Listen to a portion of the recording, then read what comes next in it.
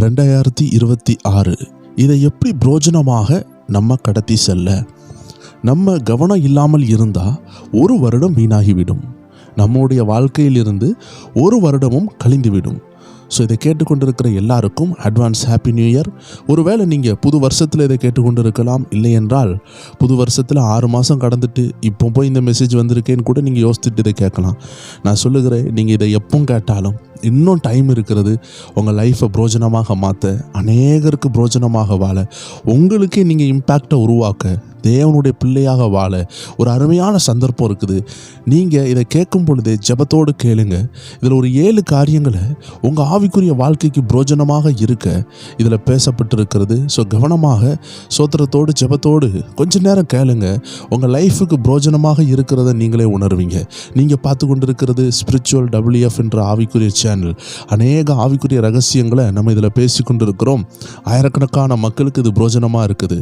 இதை பார்த்து கொண்டிருக்கிற எல்லா ஸ்பிரிச்சுவல் WF ஃபேமிலி மெம்பர்ஸுக்கும் என்னுடைய அன்பான புத்தாண்டு வாழ்த்துக்கள்.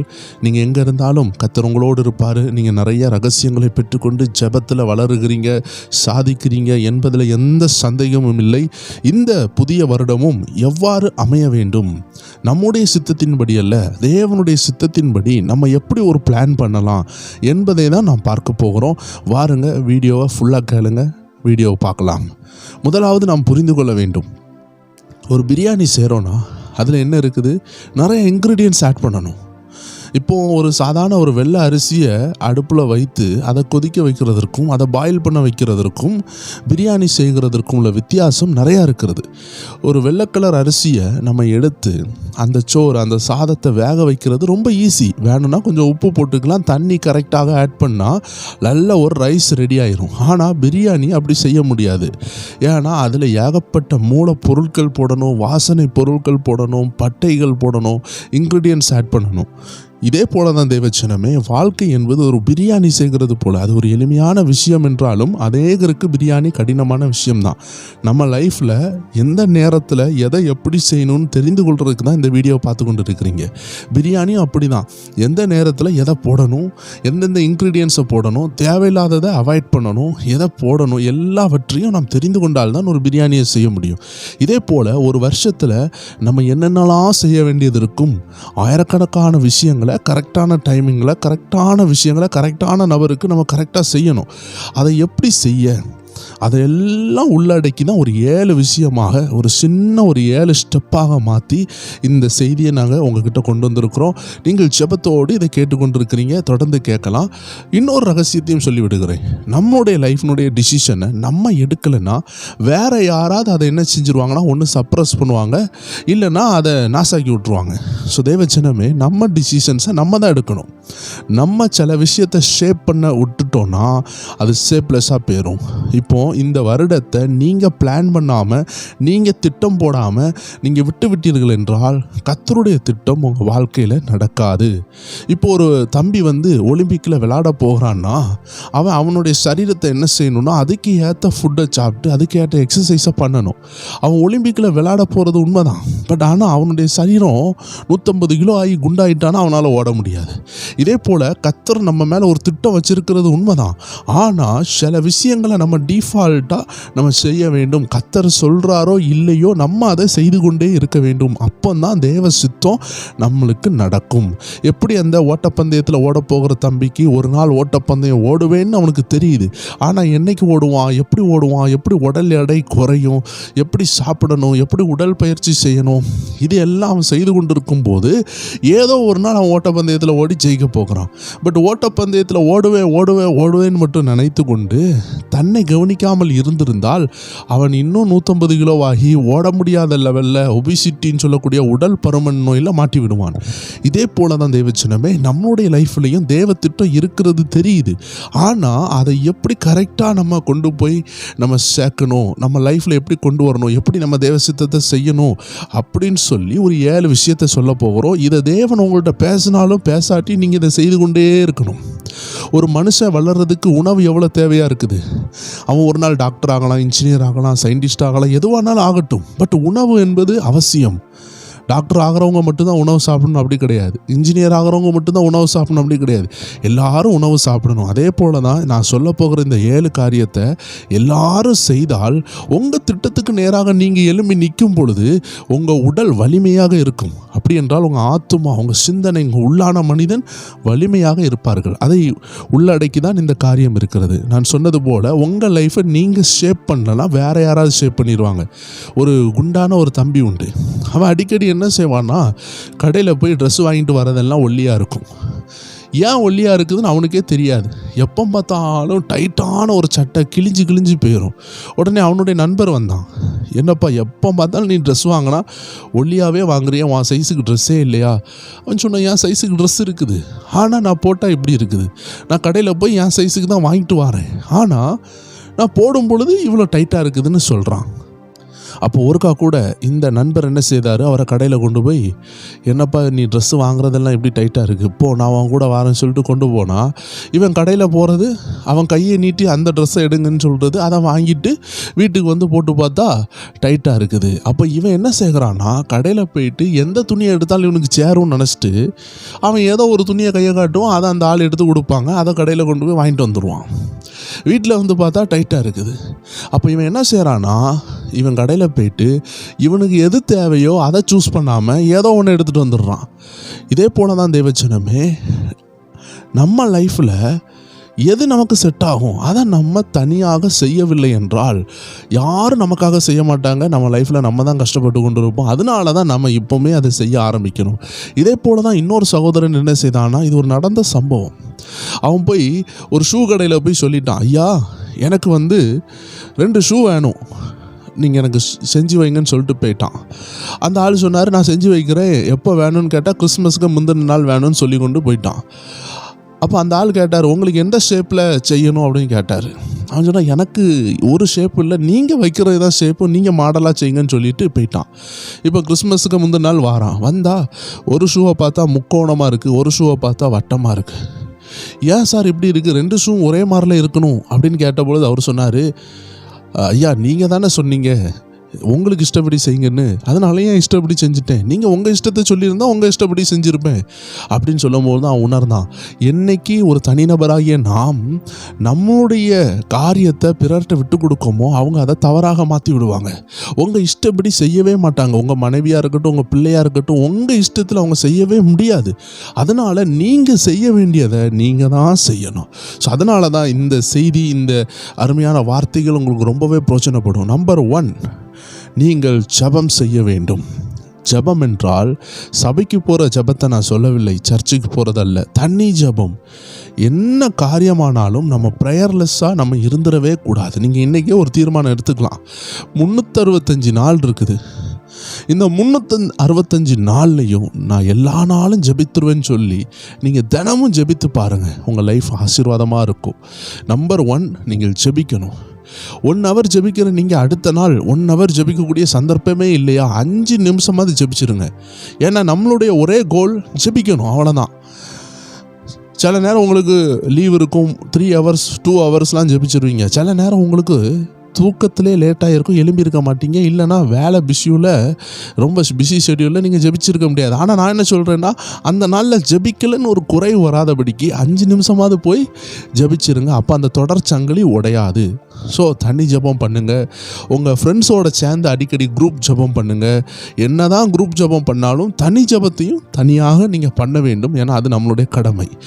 ஓகே, அப்போ ஜெபத்தில் ஒரு சங்கிலியை வளர்க்க ஆண்டோடைய சித்தம் இருக்கிறது. நம்பர் 1, ஜெபத்தை பண்ணும் பொழுது தேவனோடு உள்ள உறவு, தேவ சித்தத்தை எளிமையாக உணர்ந்து கொள்ளலாம். உங்கள் லைஃப்பில் சாத்தா உங்களை ஏமாற்றவே முடியாது. இதுதான் 1வது காரியம். 2வது காரியம், 365 நாள் ஆண்டவர் தாராரு. இந்த 365 நாளையும் பைபிளை கையில் பட வைக்கிற லெவலில் கையில் தூக்கி பைபிளை வாசிங்க. மொபைலில் வாசித்து கொண்டு இருந்தாலும் உங்கள் பைபிள் ஷெட்யூல்ஸ் இல்லைன்னா உங்கள் கிட்ட உள்ள ஒரு அருமையான பில்லோஸ் இருக்குதுன்னா அதுக்கிட்ட வச்சுக்கோங்க, வீட்டில் வச்சுக்கோங்க, பெஞ்சில் வச்சுக்கோங்க, டேபிளில் வச்சுக்கோங்க. இப்போ தான் நமக்கு நிறைய பைபிள்ஸ் மாடலாக கிடைக்குது. எல்லாமே நீங்கள் வச்சுக்கலாம். ஒரு தேவ மனுஷன் சொல்லுவார், அவர் ஆப்பிரிக்கா நாட்டில் இருக்கிற நல்ல வசதி உள்ள தேவ மனிதர். அவர்களுக்கு வந்து இந்தியன் மாடலில் கூட டாய்லெட்லாம் இருக்காது, ரொம்ப வசதியாக பெருசாக இருக்கும். அப்போ அந்த டாய்லெட் ரூமில் கூட ஒரு செல்ஃப், ஒரு கண்ணாடி கிட்ட அவர் ஒரு பைபிளை வச்சுருப்பாராம், சின்ன பைபிளை. இதை கேட்குறதுக்கு நமக்கு ஒரு சிரிப்பாக இருக்கலாம். நான் தான் சொன்னேன்ல, நம்ம நாடு மாதிரி அந்த சிஸ்டம் கிடையாது. அங்கே நீட்டாக இருக்கும். அங்கே டாய்லெட் ரூமை பார்த்தா கூட நமக்கு ஹோட்டல் மாதிரி ஃபீல் ஆகும். அவ்வளோ நல்ல ஒரு அருமையான செட்டப் பண்ணியிருப்பாங்க. டாய்லெட்டுன்னு சொன்ன உடனே ஒரு சின்ன ரூம் அப்படி இருக்காது, அவங்களுக்கு ஒரு பெரிய ஒரு கப்பல் மாதிரி தான் நீட்டாக இருக்கும். ஸோ அவ்வளோ ஒரு நல்ல தேவ மனிதர், நல்ல உயர்ந்த தேவ மனிதர். அவர் சொன்ன ஒரு ஆலோசனை, மெதுவாக அந்த பைபிளை, சின்ன பைபிளை கையில் எடுத்துகிட்டு ஃபேஸ் வாஷ் பண்ணிவிட்டு பாத்ரூமில் இருந்தும் வாசிப்பாராம். ஏன்னா சாத்தானுக்கு இடைவெளியே கொடுக்க மாட்டார். இது அவர் சொன்ன சாட்சி. ஸோ நம்ம பைபிளை எப்பவும் டச் பண்ணி வாசிக்கணும். விங்கிள் ஸ்மித் அப்படின்னு சொல்லப்பட்ட தேவ மனுஷர் எப்பவும் பாக்கெட்லேயே ஒரு சின்ன புக் வச்சுருப்பாராம். A man with a tiny book அப்படின்னு சொல்லுவாங்க அவரை பார்த்து. A man with a little book.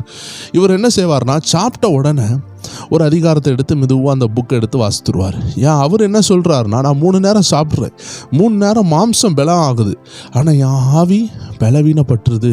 அதனால் என் ஆவியையும் நான் காம்பன்சேட் பண்ணுறதுக்கு 3 நேரம் சாப்பிடும் பொழுது 3 நேரம் நான் பைபிளை வாசித்துடுறேன். அப்படி தானியலை போல 3 நேரம் செபிக்கிறவராக விங்கிள் ஸ்மித் இருந்தார். ஸோ அந்த விங்கிள் ஸ்மித் ஒருத்த போல் நம்மளுடைய லைஃப்லேயும் நம்ம பைபிளை தினமும் டச் பண்ணுற அனுபவத்தை நம்ம கண்டிப்பாக வச்சுருக்கணும். பைபிளை நம்ம நிறைய வாசிக்கிறோமோ இல்லையோ, கண்டிப்பாக டச் பண்ணி ஒரு வசனத்தையாவது நீங்கள் என்ன செஞ்சிடணும், வாசித்துடணும். நான் ஏன் சொல்கிறேன்னா, 365 நாளில் தினமும் நீங்கள் 5 அதிகாரம் வாசித்து வாரீங்க, 2 அதிகாரம் 3 அதிகாரம், சிலர் 1 அதிகாரம் இப்படி வாசித்து கொண்டு வருவாங்க. ஆனால் ஒரு குறிப்பிட்ட நாளில் அவங்களுக்கு ரொம்ப சோர்வு, டயர்டு, பலவீனங்கள் ஏதாவது வந்திருக்கும். நான் சொல்கிறேன், நீங்கள் இந்த தீர்மானத்தில் பைபிளை திறந்து ஒரு வசனத்தையாவது அந்த வாசிக்க முடியாத நாளில் வாசித்துட்டிங்கன்னா உங்கள் லைஃப்பில் ஆண்டவருடைய சித்தம் தடைப்படாது. உங்களுக்கு நீங்கள் எடுத்த தீர்மானங்கள் நாசாகாது. இதுதான் நம்பர் 2. இந்த 2வது விஷயம் தான், வேதத்தை 365 நாளும் கையில் தொடாத நாட்கள் இல்லாதபடி உங்களை காத்துக்கொள்ள தீர்மானம் எடுத்துக்கொள்ளுங்க. கர்த்தர் அதன் மூலமாக ஆசீர்வதிப்பார். 3வது காரியம், சபை கூடுதல். வேதம் சொல்லுகிறது, சபை கூடுதலை விட்டு விடாதீர்கள். சபைக்கு போக முடியாதவங்க, வீட்டில் போராட்டம் உள்ளவங்களை குறித்து நான் சொல்லலை. அவர்களுக்கு ஆண்டவர் என்னைக்காவது விடுதலை கொடுத்து அவங்க சபையாக, குடும்பமாக சபைக்கு செல்ல உதவி செய்வார். நான் சொல்லுகிறது, நல்ல வாய்ப்பு இருக்குது, ஆனாலும் சபைக்கு போகாமல் இருக்கிறீங்கன்னா ஆண்டவர் வருத்தப்படுவார். ஏன்னா நீங்கள் பெற வேண்டிய சில நன்மையான ஆலோசனைகள், உங்கள் குடும்பங்கள் எழும்ப வேண்டிய சில ஆவிக்குரிய ஆலோசனைகள், நிறைய விஷயங்கள் அந்த சபை ஆராதனையில் தான் ஆண்டவர் பேசுவார். அநேகர் அபிஷேகம் பெறுகிறதும், அநேகர் ஆவிக்குரிய வரங்களில் வளருகிறதும், ஊழிய அழைப்பை பெறுகிறதும் இந்த சபை ஆராதனையில் தான் பெறுகிறாங்க. அதனால் சர்ச் ஃபெல்லோஷிப்பை விட்டுறாதீங்க. அது தேவன் விரும்புகிறார். நமக்கு ஒரு தலைமத்துவம் தேவை, நல்ல ஒரு தலைவர் ஆண்டவர் நமக்கு தரணும். அதனால் நல்ல ஒரு பாஸ்டர்ஸ், நல்ல ஒரு ஆவிக்குரிய போதகரோடு கனெக்ஷனில் எப்பொழுதுமே இருங்க. அவர்களை அப்பப்போ வீட்டுக்கு கூட்டு கூட வருஷத்தில் ஒருக்கா தான் வராங்கனாலும் அந்த ஒரு டைமை யூஸ் பண்ணி நீங்கள் ஜெபித்துருங்க. ஒருவேளை அவங்க வராட்டியும் நீங்கள் அவங்க சபையில் என்னென்ன காரியங்களை அவங்க வந்து பண்ணியிருக்காங்களோ அதில் பங்கு பெறுங்க. ஏன்னா அதெல்லாம் தேவன் கொடுத்த திட்டமாக இருக்கும். ஆயிரக்கணக்கான 2000, 3000, 10,000ன்னு விசுவாசிகள் இருக்கும் பொழுது எல்லாருடைய வீட்டுக்கும் அவங்களால வர முடியாட்டியும் நீங்கள் மிஸ் பண்ணிடாதீங்க. இதுதான் நம்மளுடைய பாசிட்டிவான விஷயம். ஏன்னா நம்ம ஆவிக்குரிய வாழ்க்கை நம்ம கரெக்டாக வச்சாதான், உங்கள் குடும்பத்தில் நீங்கள் குடும்ப தலைவராக இருக்கிறீங்கன்னா உங்கள் மனைவி சத்தியத்தை கேட்டால் தான் இன்னும் என்ன செய்வாங்க, தேவனுக்குள்ளே பரிசுத்தமாகுவாங்க. கணவர் மனைவி நீங்கள் சத்தியத்தை கேட்கும் பொழுது, சபைக்கு போகும்பொழுது உங்கள் பிள்ளைகளும் அங்கே வந்து வசனம் கேட்பாங்க. ஸோ அதனால் நீங்கள் இந்த காரியங்களை மிஸ் பண்ணிடாமல் பார்த்துக்கோங்க. 4வது விஷயம், சின்ன ஊழியம் செய்யுங்க. 4வது காரியம், சின்ன ஊழியம்னா உங்கள் கண்ணுக்கு முன்னாடி ஆத்துமாக்கள் பலவீனமாக பரிதாபத்தோடு இருப்பாங்க. அவங்களுக்கு ஊழியத்தையும் உதவியையும் செய்யுங்க. முதலாவது ஒரு சின்ன உதவி செய்யுங்க. முடிந்தால் அதோடு சேர்ந்து சுவிசேஷத்தையும் அறிவிங்க. யாராவது ரொம்ப வேதனைப்படுறாங்கன்னா, உங்களால் திராணி இருந்துச்சுன்னா அவங்களுக்கு உதவி செய்யுங்க. நீங்கள் ஒரு கம்பெனி வைத்திருக்கிறீங்க, அங்கே எளிமையான நபர்கள் இருக்காங்கன்னா அவர்களுக்கு நீங்கள் உதவி செய்யுங்க. எந்த ஒரு திரும்பி எதிர்பார்ப்போடு அல்ல, கிறிஸ்துவின் அன்பு. கிறிஸ்து நம்மளுடைய எதையுமே எதிர்பார்க்கல, முழுவதாக அவருடைய ஜீவனை கொடுத்தார். பார்த்தீங்களா? அதே போல் நீங்கள் முடிந்த லெவலில் சின்ன சின்ன ஊழியங்கள், எடுத்த உடனே பெரிய பெரிய ஊழியங்கள்லையும் போராட்டங்கள்லையும் தலையிட்டுறாமல் பிசாசை விரட்டணும் அது விரட்டணும் சொல்லி அவசரப்பட்டுறாமல் வேகம் வேறு விவேகம் வேறு நம்ம அதிக நேரம் பார்த்துருக்கோம், அநேக தரம் நம்ம இதை தியானிச்சிருக்கிறோம். வேகம் அல்ல, விவேகத்தோடு ஊழியத்தை செய்யுங்க. ஆண்டவர் உங்களுக்கு ஒரு பாக்கியம் தராரு, சபையை க்ளீன் பண்ணுறதுக்கு ஒரு பாக்கியம் தராருன்னா அதை எடுத்து செய்யுங்க. சேரை நம்ம சபையில் அடுக்கி போடுறதுக்கு ஒரு பாக்கியம் இருக்குதோ அதை செய்யுங்க. அடுத்தது சின்ன சின்ன சப்போர்ட்டிவ் மினிஸ்ட்ரியை செய்யுங்க. சபையில் இப்போ ஒரு கார் ஓட்டுறதுக்கு ஒரு சான்ஸ் கிடைத்தா அந்த சபையில் உள்ள ஊழியர்களுக்கு ஹெல்ப் பண்ணுங்கள். அடிக்கடி ஏதாவது ஒரு சான்ஸ் கிடைக்கும். இது நான் ப்ராக்டிக்கலான விஷயம் சொல்கிறேன்.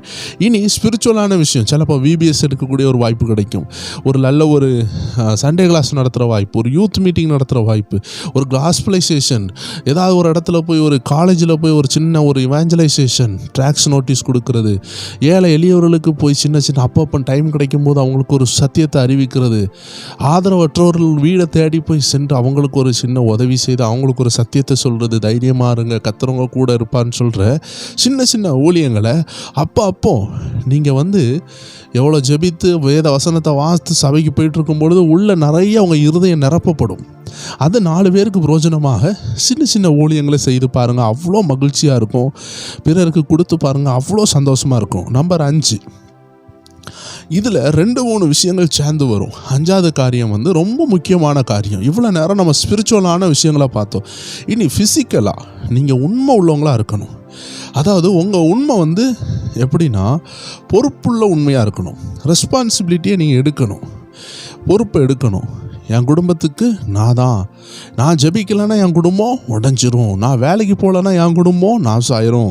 வேலைக்கு போகிறீங்களா, கரெக்டான டைமில் வீட்டுக்கு வந்துடுங்க, கரெக்டான ஷெட்யூலை மெயின்டைன் பண்ணுங்கள். ரோட்டில் ஒரு நபரை பார்க்குறீங்களா, 3 மணிக்கு ஒரு 2 மணிக்கு ஒரு பேசி அவங்க கூட அப்படியே கடையில் சுற்றி அங்கே போய் இங்கே போய் பிறகு நீங்கள் வீட்டுக்கு வரும்போது உங்கள் குடும்பத்தோடு டைம் ஸ்பெண்ட் பண்ண முடியாது, வீட்டில் இருக்கிறவங்களோடு அன்பாக இருக்க முடியாது. பிறகு அதனால் வீட்டில் பிரச்சனைகள் வரலாம். அதனால் ரெஸ்பான்சிபிலிட்டி எடுக்கணும்.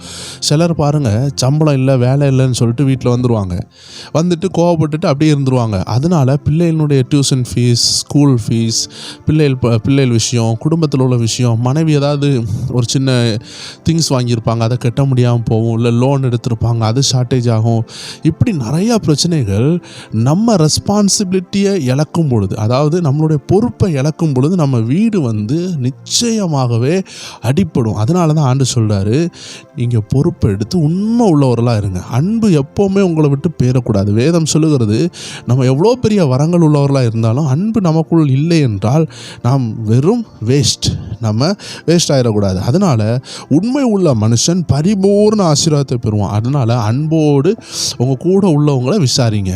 நிறைய பேர் விசாரிப்பாங்க. இந்த கவர்மெண்ட் ஆஸ்பத்திரிக்கும் இந்த ப்ரைவேட் ஆஸ்பத்திரிக்கும் உள்ள வித்தியாசம் உங்களுக்கு தெரியும். ப்ரைவேட் ஆஸ்பத்திரி போனீங்கன்னா அங்கே நீங்கள் பணம் கொடுக்கறதுனால உங்களை கஸ்டமர், நீங்கள் அந்த ப்ரைவேட் ஆஸ்பத்திரியினுடைய ஒரு கிளைண்ட்டுன்னு சொல்லி உங்களை கவனமாக அந்த பேஷண்ட்டை கையாளுவாங்க. அதே கவர்மெண்ட் ஆஸ்பத்திரி போகும்பொழுது அங்கேயும் இருக்குது, ஆனால் நீங்கள் பணம் செலுத்தாததுனால கொஞ்சம் இஷ்டப்படி என்ன செய்வாங்க, நம்ம கேட்டாலும் சில விஷயத்துக்கு பதில் கிடைக்காது. நமக்கு தெரியும் இவங்க நம்ம கவனிக்கவே மாட்டாங்க, பட் நமக்கு உதவி செய்வாங்க, பட் பெரிய லெவலில் கவனிக்க மாட்டாங்க. நம்ம சொல்லி அவங்க ஒன்றும் செய்யவே மாட்டாங்க. ஆனால் அதே ப்ரைவேட் ஆஸ்பத்திரி நம்ம காசு கொடுக்கறதுனால நம்ம சொல்கிறத அவங்க கொஞ்சம் கேட்பாங்க. இதே போல் தேவஜனமே, நீங்கள் அன்பு காட்டும் பொழுது மனசார காட்டுங்க. ஒரு கவர்மெண்ட் ஆஸ்பத்திரி போல், அங்கே உள்ள நர்ஸை போல், அங்கே உள்ள டாக்டரை போல் உங்கள் வீட்டில் நீங்கள் நடக்கக்கூடாது. அவங்க என் இஷ்டத்துக்கு தான் நான் செய்வேன் அப்படின்னு சொல்லுவாங்க. நீங்கள் பிறருக்கு என்ன தேவையோ அதை பார்த்து உதவி செய்யுங்க. நீங்கள் அன்பு காட்டுறீங்கன்னு சொல்லிட்டு அவங்கள என்ன செஞ்சிடாதீங்க, ஆளுக செஞ்சிடாதீங்க. நீங்கள் உண்மையாக இருங்க. ஏன்னா ஆண்டவரும் நமக்கு உண்மையாகவே இருக்கிறார். அதனால் நீங்களும் உண்மையாக நேசிங்க, உண்மையாக குடும்பத்துக்கு பொறுப்பெடுத்து செய்யுங்க. கர்த்தர் அதை ரொம்ப விரும்புகிறார். ஏன்னா கர்த்தர் சொல்கிறாரு, ஒருவன் தன் சொந்த குடும்பத்தை நடத்த தெரியாவிட்டால் எப்படி ஊழியத்தை செய்ய முடியும்? அப்போது இந்த உலகத்தில் நம்ம எல்லாருக்கும் ஒரு சின்ன ஊழியம் இருக்குது. ஏசப்பா அதை தரணும்னா முதலாவது நம்ம குடும்பத்தை நம்ம நன்கு நடத்த தெரியணும். அது கணவராக இருக்கட்டும், மனைவியாக இருக்கட்டும். புத்தி உள்ள ஸ்திரீ தன் வீட்டை கட்டுவாள்னு மனைவியை பற்றி வேதம் சொல்லுது. கணவரை பற்றியும் அதே தான். அவர்களும் ஞானமாக உண்மையாக இருந்தால் உண்மையுள்ள மனுஷன் பரிபூர்ண ஆசீர்வாதத்தை பெறுவாங்க. இதுதான் 5வது விஷயம். 6வது விஷயம், தேவன் கொடுத்த லெக்க அடையும்படி, சித்தத்தை அடையும்படி நீங்கள் என்ன செய்யணும்னா விட்டு கொடுக்கணும். விட்டு கொடுக்கணும்னா இப்போ சில நேரம் ஜெபிக்கணும்னு நினச்சிருப்பீங்க, ஜெபிக்க முடிஞ்சிருக்காது. 365 நாளும் பைபிளை எல்லா நாளும் கையில் எடுத்துன்னு நினச்சிருப்பீங்க, ஒரு நாள் முடிஞ்சிருக்காது. ஒரு வாரம் சபைக்கு போகாமல் தள்ளாடி இருப்பீங்க. ஒரு நாள் வீட்டில் சண்டையாக இருக்கும், பிரச்சனையாக இருக்கும், கம்பெனியில் ஒரு இஷ்யூவாக இருக்கும். உடனே என்ன செஞ்சுருவாங்க, ஐயோ நான் இவ்வளோ நாள் ஃபாலோ பண்ணிட்டு வந்த என்னுடைய திட்டம் உடைந்து விட்டது, நான் ஜெபிக்காமல் இன்றைக்கி சண்டை போட்டு விட்டேன், நான் பைபிளை வாசிக்காமல் விட்டுட்டேன் இப்படின்னு சொல்லிட்டு அன்னைக்கு சண்டை வந்த அந்த நாளில் இருந்து அதிலிருந்து பைபிளே வாசிக்க மாட்டாங்க, ஜெபிக்கவும் மாட்டாங்க, சபைக்கு போக மாட்டாங்க. ஏன்னா அவங்க தான் என்ன செஞ்சுட்டாங்க, தவறு பண்ணிட்டாங்கன்னு நினச்சிட்டு அப்படியே விட்டுருவாங்க. அதனால தான் விட்டு கொடுக்குற மனசு உடையவர்களாக இருங்க. ஏன்னா நீங்கள் ஃப்ளெக்சிபிளாக இல்லைன்னா 2 நாள் நீங்கள் ஒரு கடமையை செய்யாமல் போகும்பொழுது 3ஆவது நாள் என்ன ஆகிவிடும், நீங்கள் ஃப்ளெக்சிபிளாக இல்லை விட்டால் தொடர்ந்து அந்த ஒரு வருடமே வீணாகிவிடும். நிறைய பேர் இப்படி தான், நான் தவறு பண்ண மாட்டேன்னு டிசிஷன் எடுத்திருப்பாங்க. ஆனால் அதை செஞ்ச உடனே திரும்பி அந்த டிசிஷனை ஃபாலோ பண்ண மனசு வராது, தொடர்ந்து செஞ்சுருவாங்க. அப்போ யோசித்து பாருங்கள், நீங்கள் ஃப்ளெக்சிபிளாக இல்லைன்னா 2 நாள் நீங்கள் செய்யாமல் விட்டதுக்கு வருஷத்தில் உள்ள எல்லா நாளும் நீங்கள் திரும்பி பாவம் செய்ய ஆரம்பிச்சிருவீங்க. ஆனால் ஃப்ளெக்சிபிளாக விட்டு கொடுக்குற மனசு இருந்துச்சுன்னா ஒரு வாரம் நீங்கள் சபைக்கே போகலை, தேவனையும் தேடலை, பைபிளும் வாசிக்கக்கூடிய சூழ்நிலை, வீட்டில் நல்ல போராட்டம், ஒரு வாரம் தான் அது வந்துச்சு. ஆனால் அடுத்த வாரம் கர்த்தர் உங்களை எழுப்புவார். நீங்கள் விட்டு கொடுத்து, ஆண்டவரே என்ன மன்னிங்கப்பா, இல்லை என் கணவர் தப்பு பண்ணிட்டாங்க, என் பிள்ளைகள் தப்பு பண்ணிட்டு, இதனால் வீட்டில் ஒரு பிரச்சனை வந்துட்டு, அதனால் எங்களை மன்னிங்கப்பான்னு சொன்னிங்கன்னா அடுத்த வாரம் எழும்பிடலாம். ஒரு வாரம் தான் நமக்கு திருடப்பட்டது. ஏன்னா நம்ம பிசாசோடு போராடுகிறோம். அவன் திருடவும் கொல்லும் அழிக்கவும் வருகிறான். அவன் சிங்கத்தை போல யாரை விழுங்கலான்னு கர்ஜித்து கொண்டு இருக்கிறான். அதனால் சில நேரம் அவன் தாக்கும் பொழுது நீங்கள் ஜெயிக்க வேண்டிய ஒரு ஆயுதம் விட்டு கொடுக்கிறது, ஃப்ளெக்சிபிலிட்டி. அதான் பவுல் சொல்கிறாரு, எங்களுக்கு வாழ்ந்திருக்கும் தெரியும், தாழ்ந்திருக்கும் தெரியும், மனரம்யமாக இருக்க கற்றுக்கொண்டேன். ஸோ தேவஜனமே, நீங்கள் எடுக்கிற டிசிஷன் உடையக்கூடாதுன்னா, சில நேரம் உங்கள் டிசிஷன் உடைஞ்சிட்டு 2 நாள் செய்ய முடியல, ஒரு வாரம் செய்ய முடியலன்னா அந்த ஒரு வாரம் கழித்து திரும்பியும் தொடங்குங்க. அப்போதான் அந்த வருஷம் ஆரோக்கியமாக இருக்கும், அழகாக இருக்கும். பிசாசானவன் இல்லை உலகத்தார் யாருமே அந்த வருஷத்தை ஷேப் பண்ண முடியாது. நீங்கள் ஷேப் பண்ண முடியும், நீங்கள் நினச்சதை பெற்றுக்கொள்ள முடியும். ஸோ விழுதல் சொல்லுகிறது எல்லாருடைய லைஃப்லேயும் நடக்கும். விழுந்து போகிறது, செபிக்காமல் ஒரு நாள் விழுந்துருவாங்க, 2 நாள் விழுந்து போவாங்க, கர்த்தரை தேடாமல் விழுந்து போவாங்க, சண்டை வந்துடும், எரிச்சல் வந்துடும், கோவம் வந்துடும், சில இச்சைகள் வந்துடும், சில நேரம் மன்னிக்க முடியாத சுபாவம் வந்துடும். எல்லாம் வரதான் செய்யும். தேவஜனமே, இந்த சரீரத்தில் காய்ச்சல் வரதான் செய்யும், இருமல் வரதான் செய்யும். அதுக்குன்னு சொல்லிட்டு இந்த சரீரத்தை விட்டு வெளியே போக முடியுமா? இந்த சரீரம் எனக்கு வேண்டான்னு சொல்ல முடியுமா? இதே போல் லைஃப்னா சில பிரச்சனைகள் வரும், ஏசப்பா அனுமதிப்பார். அது நம்மளை சுத்திகரிக்கிறதுக்கு அனுமதிக்கிறார். அதனால் விழுந்த இடத்துலேருந்து எழும்பணும். யார் தெரியுமா உண்மையாட்டே தோற்றவங்க? விழுந்த இடத்துலேருந்து எழும்பாதவங்க தான் தோற்றவங்க. விழுந்துட்டேன்னு சொல்லுகிறவங்க கூட தோக்கலை. ஏன் தெரியுமா? அவங்களுக்கு எழும்புகிறதுக்கு வாய்ப்பு இருக்குது, அதை பயன்படுத்தி எழும்பிடுவாங்க. ஆனால் எழும்பாமல் நான் விழுந்துட்டேன் சொல்கிறான் பார்த்தீங்களா, அவன் தான் தோற்றவன். அதனால் விழுந்தவன் எப்போனாலும் எழும்பிக்கலாம். எழும்பாமல் இருக்கான் பார்த்தீங்களா, அவன் தான் தோத்துட்டான். உண்மையாட்டே தோற்றுருவான். விழுந்தவன் கூட தோற்றவன் கிடையாதுங்க, எழும்பாமல் இருக்கிறவங்க தான் தோற்றவங்க. அதனால் நீங்கள் எல்லா சான்ஸையும் எலும்பை பயன்படுத்துங்க. எத்தனை தடவை போராட்டம் வரட்டுமே, திரும்பி எழும்புங்க.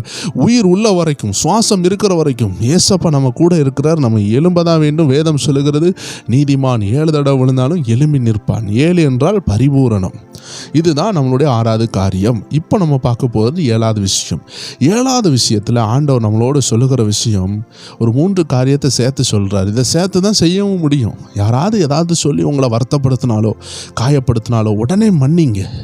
ஏன்னா மன்னிக்காதவங்கள ஆண்டவர் ஆசீர்வதிக்கவே முடியாது. ஏன் ஒரு ஏசப்பா பிள்ளை மன்னிக்கணும்னா, ஏசப்பா பிள்ளைக்கு எல்லாமே உயர்வுக்காக நடக்குது.